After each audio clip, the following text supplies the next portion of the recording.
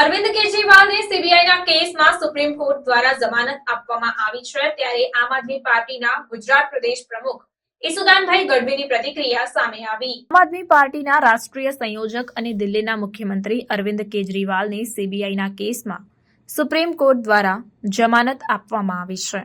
આ મુદ્દા પર આમ આદમી પાર્ટીના ગુજરાત પ્રદેશ પ્રમુખ ઈસુદાનભાઈ ગઢવીની પ્રતિક્રિયા સામે આવી છે। સુપ્રીમ કોર્ટ તરફથી આપ સંયોજક અરવિંદ કેજરીવાલને જામીન મળ્યાની ખુશીમાં આમ આદમી પાર્ટી દ્વારા સમગ્ર ગુજરાતમાં ઉજવણી કરવામાં આવી તેમ આમ આદમી પાર્ટીએ જણાવ્યું। સાથે જ ફટાકડા ફોડી અને મોઢું મીઠું કરાવીને સુપ્રીમ કોર્ટના ફેસલાને વધાવી લેવામાં આવ્યો છે તેમ પણ આમ આદમી પાર્ટીએ જણાવ્યું છે। માનનીય અરવિંદ કેજરીવાલજી અને આમ આદમી પાર્ટીને ખત્મ કરવાનો જે ભાજપનો કારસો હતો એનો ભાંડો ફૂટી ગયો છે। આજે પહેલા પીએમએલએ કેસ અંતર્ગત ખોટા ફરજી કેસ બનાવીને અરવિંદ કેજરીવાલજીને અને આખા આમ આદમી પાર્ટીના ટોપ લીડરશીપને જેલમાં નાખ્યા, મહિનાઓ સુધી જેલમાં રાખ્યા। ત્યારબાદ પાર્ટીને તોડવાની કોશિશ કરી ભાજપ અને એના નેતાઓએ, સાંસદો તોડવાની કોશિશ કરી, ધારાસભ્યો તોડવાની કોશિશ કરી, મંત્રીઓને તોડવાની કોશિશ કરી, પાર્ટીના એક એક કેડરને તોડવાની કોશિશ કરી, પણ સત્યનો આખરે વિજય થાય છે। ખોટો ફરજી કેસ દારૂ મામલામાં 100 કરોડની વાત હતી, ક્યાંથી લાવ્યા, કોણ આપ્યું, કશું જ કોઈ સબૂત નહીં, અને આખરે ઈડીમાંથી ટ્રાયલ કોર્ટમાં જામીન મળે છે એટલે તુરંત એને હાઈકોર્ટમાંથી સ્ટે લઈ આવે, પછી સુપ્રીમ કોર્ટમાં લઈ જવામાં આવે, સુપ્રીમ કોર્ટમાંથી એને જામીન મળે એટલે બીજે દિવસે આગલા દિવસે સીબીઆઈ પકડી લે।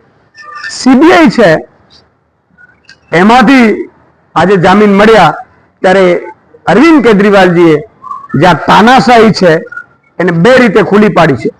એક તો ઈડીને આખા દેશમાં ફરજી છે પીએમએલએ એવું પણ ઘોષિત કરાવી દીધું, અને સીબીઆઈને ઓફિશિયલી ભારતને સરકારના તોતા તરીકે કે પાલતુ પપટ તરીકે ઘોષિત કરાવી દીધા અરવિંદ કેજરીવાલજીએ।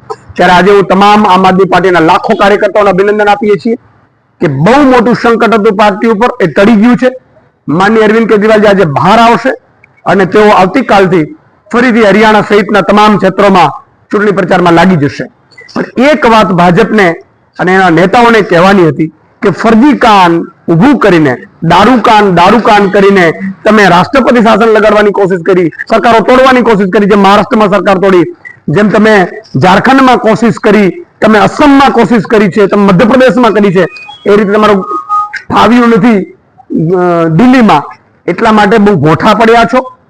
અને હવે તમારે આખું જે ફરજી વાળું હતું એ ખુલ્લું પડી ગયું છે। ભ્રષ્ટાચાર તો ગુજરાતમાં થાય છે, રાષ્ટ્રપતિ શાસન લગાડવાની જરૂર ગુજરાતમાં છે, મણિપુરમાં છે, પણ તમે બધા ખેલ કરી લીધા।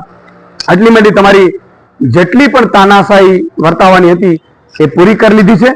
અરવિંદ કેજરીવાલજી બહાર આવ્યા છે અને આમ આદમી પાર્ટી એવી રીતે ઉભરશે હવે કે ભાજપનો આગામી સમયમાં ખાત્મો કરશે।